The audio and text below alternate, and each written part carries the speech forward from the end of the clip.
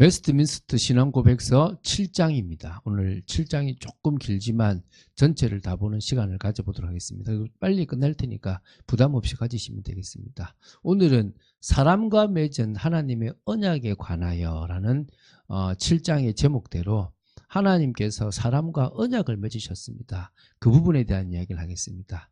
사실 처음에 좀 볼게, 우리가 하나님은 언약의 하나님입니다.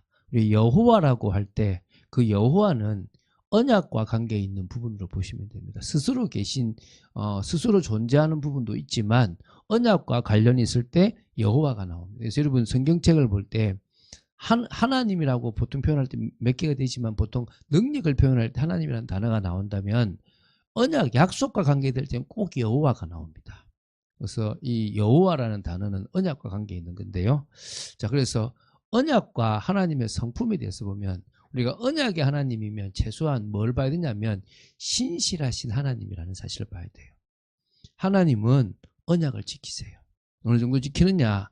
구약과 신약이 한 언약이라고 하는 것들을 알려주시고, 구약 따로 신약 따로가 아니라 구약에 하셨던 약속을 그대로 또 신약에서도 이루어 나가시고, 그것이 통일성 있게 일관성 있게 딱 진행되도록 하나님은 그 언약을 지키시는 데 있어서 언약의 하나님이시면서 신실하신 하나님이라는 사실이 신명기 7장 9절에 분명히 나옵니다. 그래서 언약의 하나님이라고 할 때 기억해야 될 성품 중에서 신실하신 하나님입니다. 두 번째는 은혜의 하나님입니다. 언약이라고 하는 것은 저 최고의 높으신 창조주가 아주 보잘것없는 피조물인 우리하고 약속을 맺으시는 겁니다. 뭘 주시기 위해서요? 은혜를 주시기 위해서요. 인간에게 먼저 다가오셨어요. 아무런 자격도 없고 그럴 만한 가치도 없는 존재인 우리에게 당신의 영광을 위해서 찾아오신 거예요. 나를 사랑하고 나를 존귀한다, 그건 따로 생각하시고요. 그거보다는 아무 자격 없는 우리를 사랑해 주셨다. 저희들은 내세울 게 사실은 없는 겁니다. 오늘 그 생각 속에 여러분들이 있게 되기 바랍니다. 세 번째는요, 의로우신 하나님입니다. 언약을요 성취해 나가실 때도 공의롭게, 여러분 경륜이라는 단어가 목적과 그 목적을 이루는 방법이잖아요. 목적이 하나님의 영광이고 그 목적을 이루는 방법도 하나님의 영광입니다.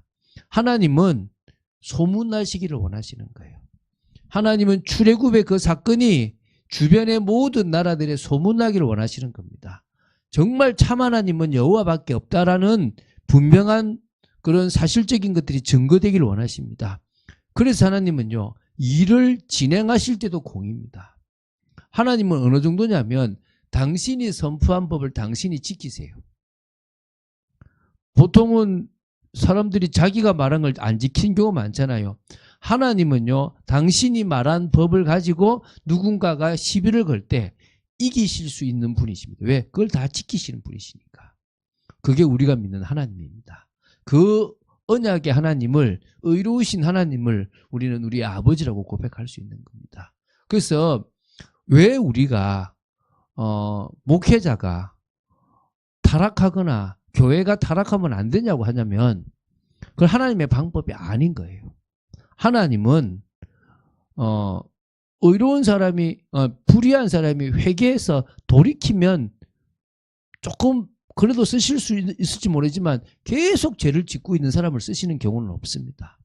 그런 의미에서 하나님은 공의로우십니다. 오늘 이 사실을 명심하시기 바랍니다. 그러면서요, 인격적 하나님이십니다. 하나님께서 우리를 대하실 때도 너 내가 시킨 대로 해, 이게 아니에요. 인격적인 거예요. 사실 참 우리가 해외에 나가서 노동자로 살 때 외국인들로부터 참 무시를 받았잖아요. 그런데 막상 또 우리도 외국인들이 오잖아요. 무시해요. 저는 참 감사하게도요, 젊은 친구들한테도 말을 함부로 놓지 않아요. 외국인들한테도 그래요. 말 함부로 안 놓아요. 왜? 내가 그 사람을 함부로 대할 수 있는 게 아니잖아요. 우리가 사람을 대할 때 인격적으로 대하는 것이 필요하잖아요. 하나님은 늘 우리를요 존중해 주세요. 늘 말하시잖아요. 제가 말씀드리죠. 하나님은 우리가 마음문을 열기 전에는 절대 우리에게 강제적으로 들어오시는 경우가 없습니다. 우리가 마음문을 열어야만 오시는 분이십니다. 믿으시고 그 하나님을 온전히 믿게 되기 바랍니다. 자, 그러면은 이제 사람과 맺은 하나님의 언약에 관하여 제 7장에서 1항부터 6항까지를 한번 보도록 하겠습니다. 자, 하나님과 피조물 사이의 간격은 너무나 크다. 이게 지금 1항을 보고 있습니다. 그러므로 처음부터 이성 있는 피조물인 인간은 하나님을 창조주로 순종할 책임이 있다.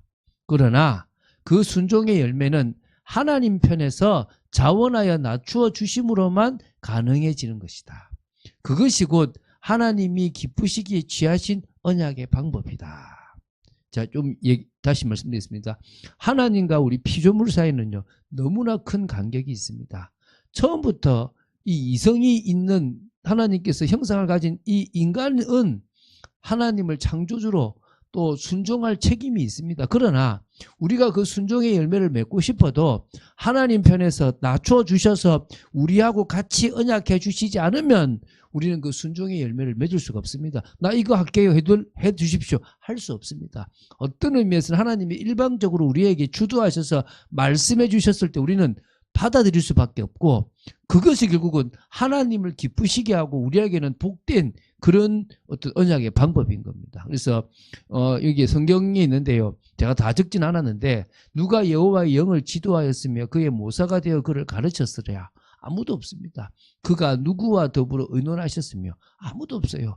누가 그를 교훈하였으며 그에게 정의의 길로 가르쳤으며 지식을 가르쳤으며 통달의 도를 보여주었느냐. 아무도 없습니다. 보라, 그에게는 열방이 통의 한 방울 물과 같고, 그러니까 이 모든 열방이요, 통의 물 한 방울 같은 거예요. 저울의 작은 티끌 같으며 섬들은 떠오르는 먼지 같다는 거예요. 그게요, 하나님입니다. 우리는 거기에 비하면 아무것도 아닙니다. 시편 100편 2절 3절에 보면요, 기쁨으로 여호와를 섬기며 노래하면서 그의 앞에 나아갈지어다. 여호와가 우리 하나님이신 줄 너희는 알지어다. 그는 우리를 지으시니요 우리는 그의 것이니 그의 백성이요 그의 기르시는 양이로다. 우리는요, 그분이 하라고 하면 할 수밖에 없는 그런 존재입니다.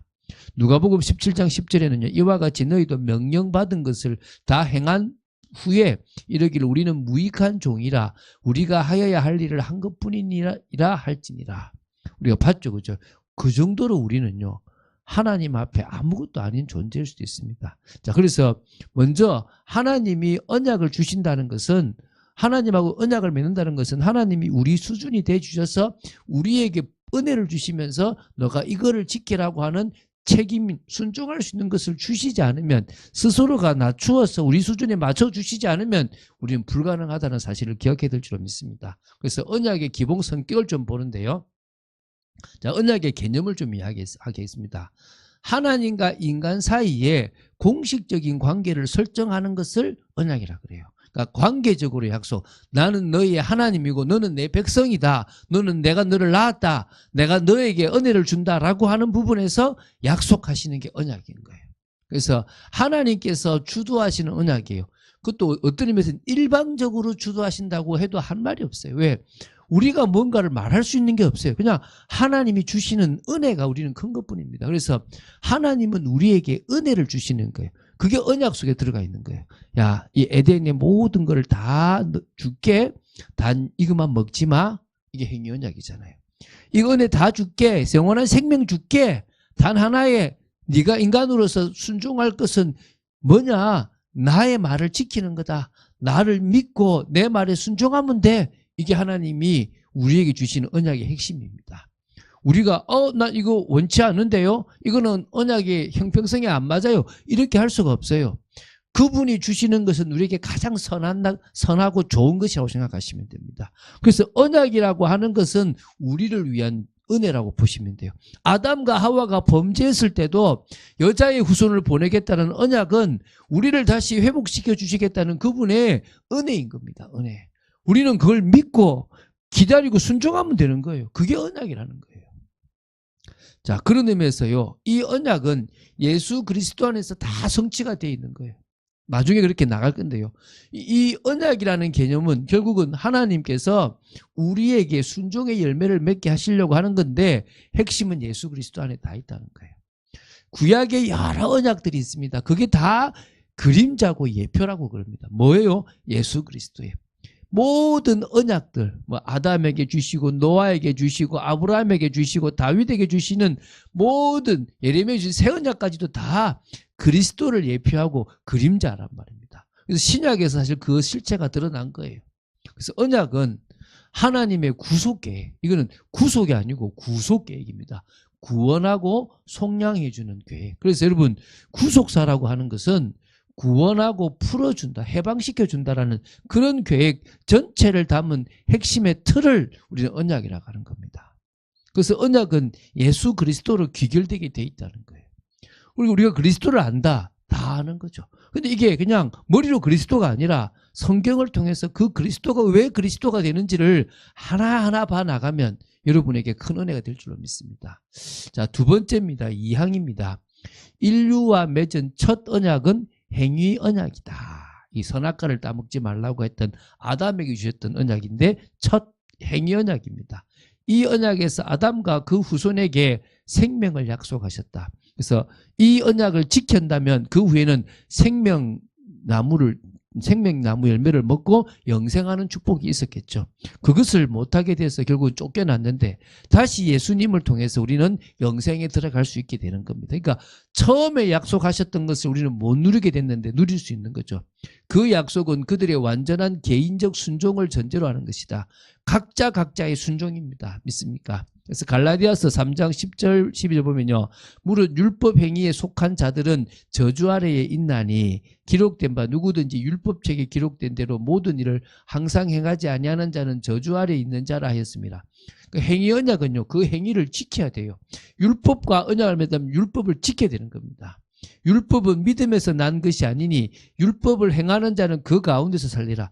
법을 지켜야 돼요. 말씀을 지켜야 돼요. 그래서 로마서 10장 5절에 모세가 기록하되 율법으로 말미암는 의를 행하는 사람은 그 의로 살리라. 그러니까 율법으로 말미암는 의를 행하는 사람은 율법을 지켜서 의로워져야 되는 거지 다른 방법으로는 없는 겁니다. 그래서 여러분이 율법 아래에 있을 겁니까? 은혜 아래에 있을 겁니까? 우리 은혜 아래에 있어야 되는 겁니다. 그게 감사한 일이죠. 자, 좀 더 풀겠습니다. 이거 지금 먼저 행위 언약에 대한 얘기를 합니다.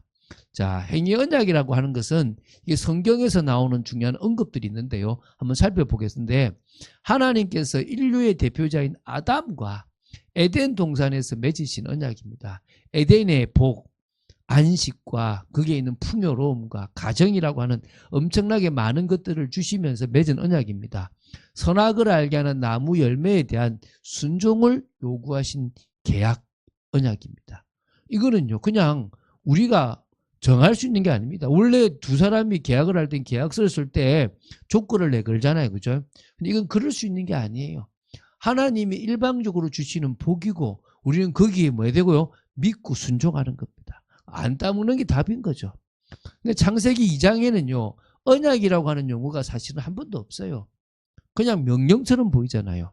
이거는 하나님과 아담 사이에 언약이 명백하다고 보는 겁니다. 왜냐하면 호세아 6장 7절에 아담처럼 언약을 어기고라고 나와요. 그러니까 아담이 언약을 어겼다라는 표현이 나오거든요. 호세아에. 그러면은 결국 그 약속은 뭐란 말입니까? 언약이었다는 거예요. 언약이란 단어가 한 번도 없지만 우리는 그걸 행위 언약이라고 말할 수 있는 이유가 이 호세아 6장 7절을 근거해서 말할 수가 있습니다. 로마서 5장 19절에도 한 사람이 약속을 어겼기 때문에, 순종하지 않았기 때문에 많은 사람이 죄인 되었습니다. 또 한 사람이 순종함으로 말미암아 많은 사람이 또 주님의 은혜 가운데 들어갔죠. 이게 하나님이 주시는 은혜입니다. 정말 우리는 이 언약이라고 하는 단어를 좀 기억해야 됩니다. 이 행위 언약은 지켜야 되는 겁니다. 지키지 않으면 그 결과처럼 죽어야 되는 거죠. 자, 행위 언약의 내용을 좀 한번 다시 보겠습니다. 이거는 생명을 약속한 언약인데, 언약의 당사자가 삼위 하나님과 인류의 대표인 아담입니다.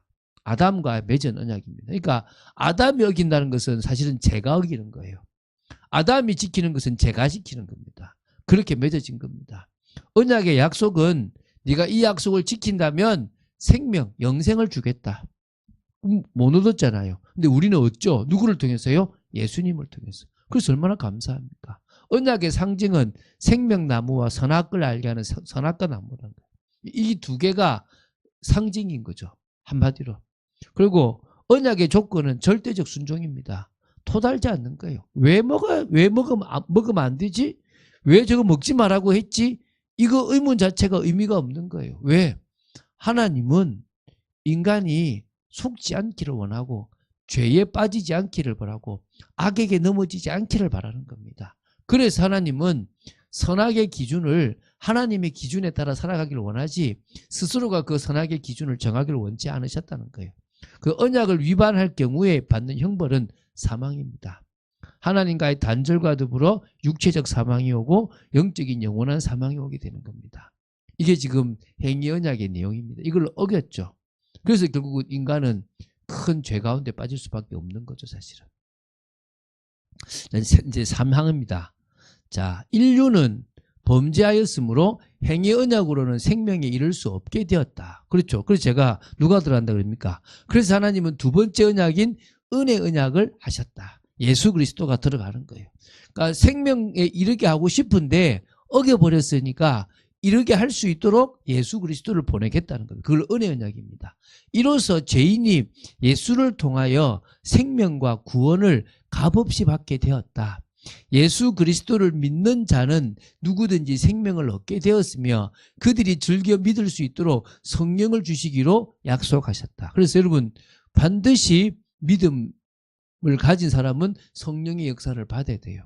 우리는 앞으로 금요 기도회가 더 뜨거워지는 시간들을 가지려고 합니다. 하나님께서 그런 시간들을 허락하실 줄 믿습니다. 로마서 3장 20절에 그러므로 율법의 행위로 그의 앞에 의롭다 하심을 얻을 육체가 없나니 율법으로는 죄를 깨닫는 거다. 행위로는 결국은 죄를 갈 수가 없다. 갈라디아 3장 2절에 보면요. 내가 너희에게서 다만 이것을 알려 하노니 너희가 성령을 받은 것이 율법의 행위로냐 혹은 듣고 믿음으로냐. 또 이제 11절에 보면요. 또 하나님 앞에서 아무도 율법으로 말미암아 의롭게 되지 못할 것이 분명하니 이는 의인은 믿음으로 살리라 하였습니다. 믿음 아니면 다른 것으로는 될 수가 없는 거죠. 그래서 결국은 이 행위 언약이 안 됐기 때문에 은혜 언약이 들어가고 은혜 언약의 핵심은 예수 그리스도의 십자가와 부활을 믿는 거고 예수가 그리스도고 주이심을 믿는 겁니다. 그리고 그분이 나를 피로 값주고 하셨다는 것을 믿습니다. 그럴 때 우리는요 생명과 구원을 값없이 받는 겁니다. 그렇죠? 그리고 성령의 역사를 체험하게 되는 겁니다. 이걸 은혜 언약인데 이것은요 유언적 언약이라 그래요. 왜? 십자가에 죽으시면서 주신 언약이니까요.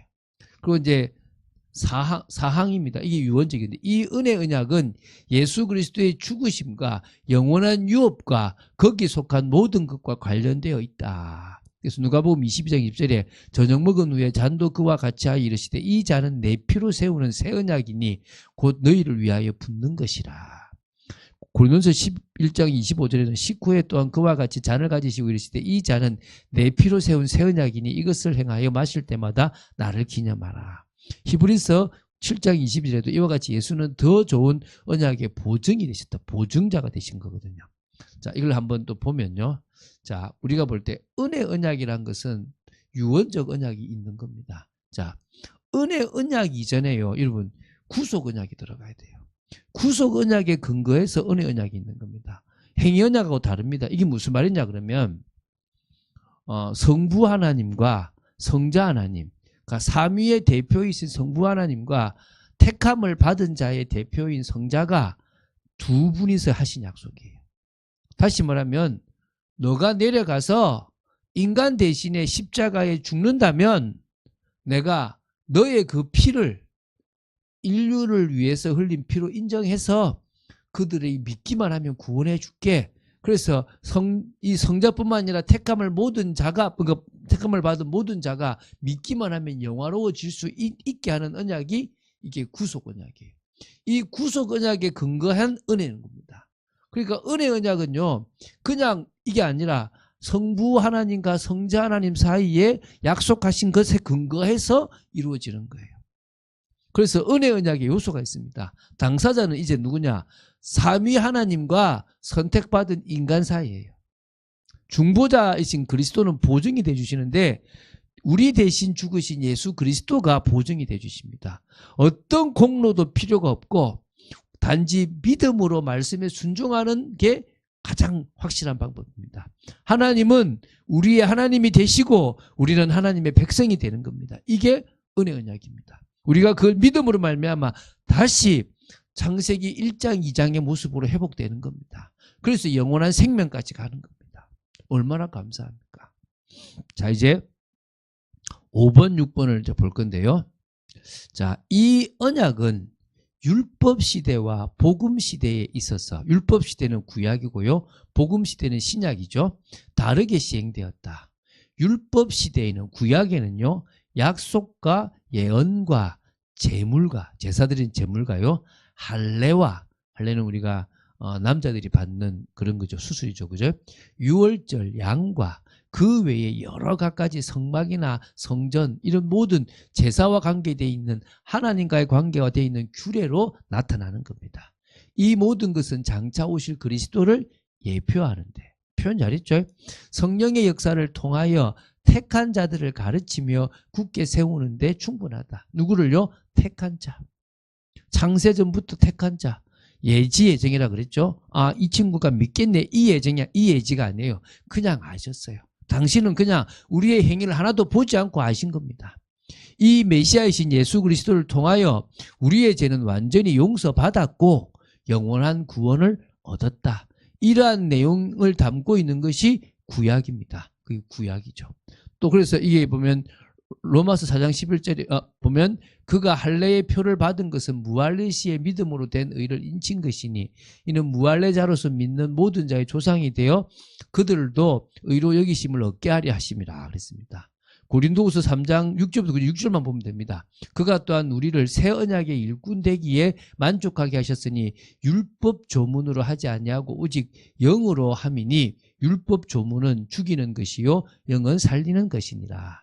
히브리서 9장 23절 28절까지도 보면 28절만 보겠습니다. 이와 같이 그리스도도 많은 사람의 죄를 담당하시려고 단번에 들이신 바 되셨고 구원에 이르게 하기 위하여 죄와 상관없이 자기를 바라는 자들에게 두 번째 나타나시리라 그랬습니다. 자, 이제 6항을 보겠는데요. 예수님이 오신 복음 시대에는 신약이죠. 그죠? 이 언약을 시행하는 의식이 이제는 설교와 성례로 나타났습니다. 그래서 우리는 설교하고 성례를 하죠. 지금 우리가 설교하는 방식이 구약에 있는 또 초대교회 방식과 좀 다르겠지만 지금 우리가 가장 은혜 받기에 합당한 방법이라고 보시면 됩니다. 이 의식은 빈번하게 치르는 것도 아니고 외관상 화려하지도 않고 사역 양상이 비교적 단순하다.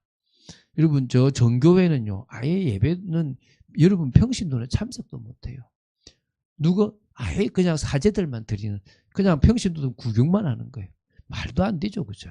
이 정도로 구약을 못 벗어났는데 이게 빈번하게 치르는 것도 아니고 외관상 화려하지도 않고 사역 양상이 비교적 단순한데요. 그런데도 충만하고도 명확한 영적인 효력을 모든 나라에 나타내고 있다.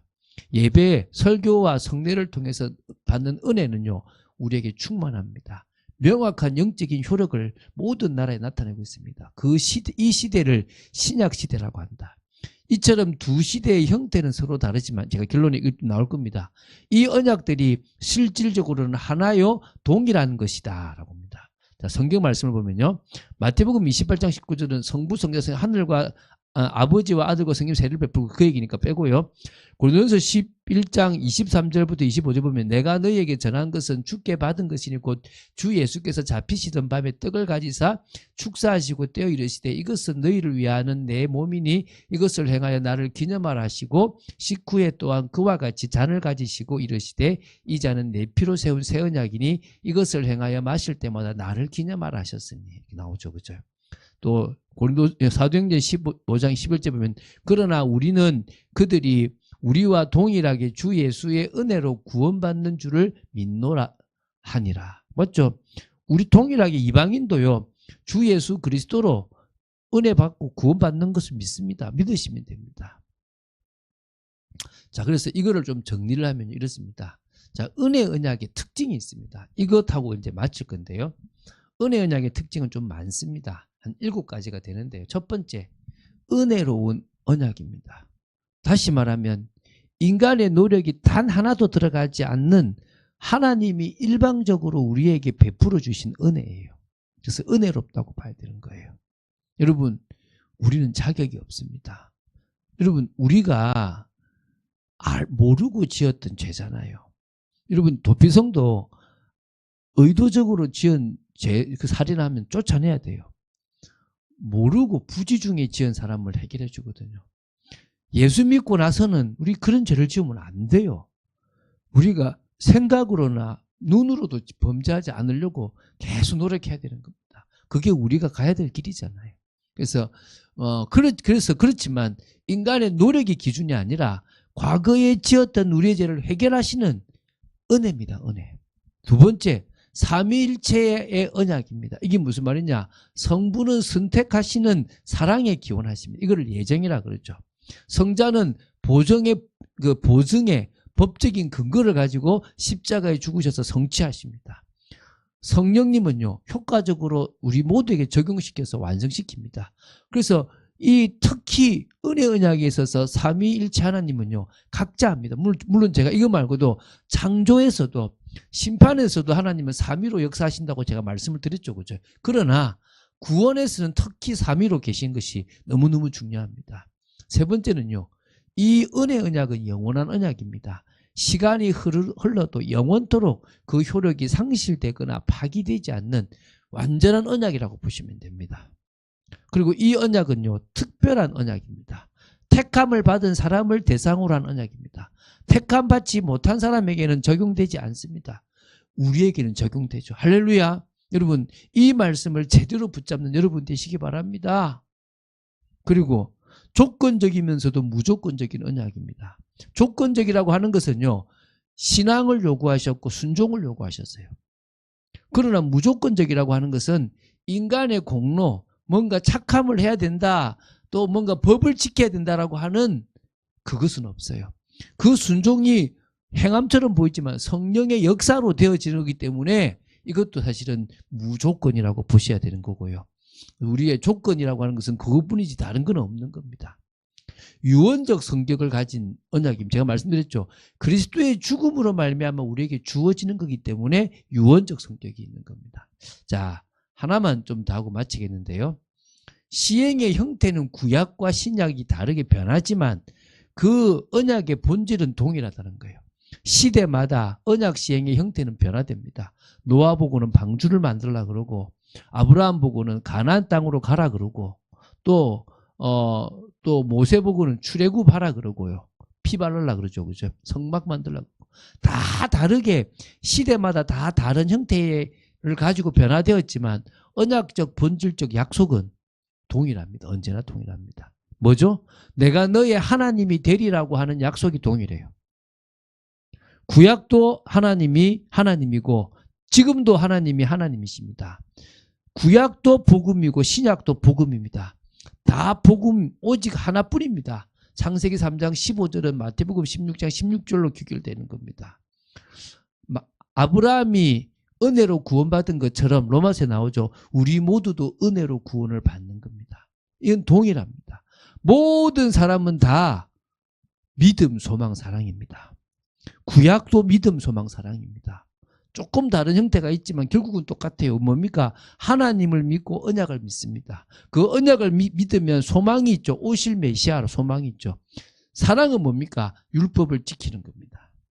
우리도 마찬가지죠. 하나님과 예수 그리스도를 믿습니다. 다시 오실 그분의 소망을 믿습니다. 그 소망이 있죠.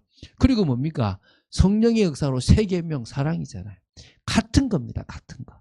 오직 복음 하나밖에 없어요. 그리고 믿음 하나밖에 없습니다. 언약의 중재자이신 예수 그리스도가 어제나 오늘이나 동일하십니다. 오직 예수 그리스도 한 분뿐입니다. 그런 의미에서 우리가 붙잡은 이 은혜 언약은요, 구속 언약에 근거하고 있지만 되게 엄청나게 중요한 거란 말입니다. 할렐루야.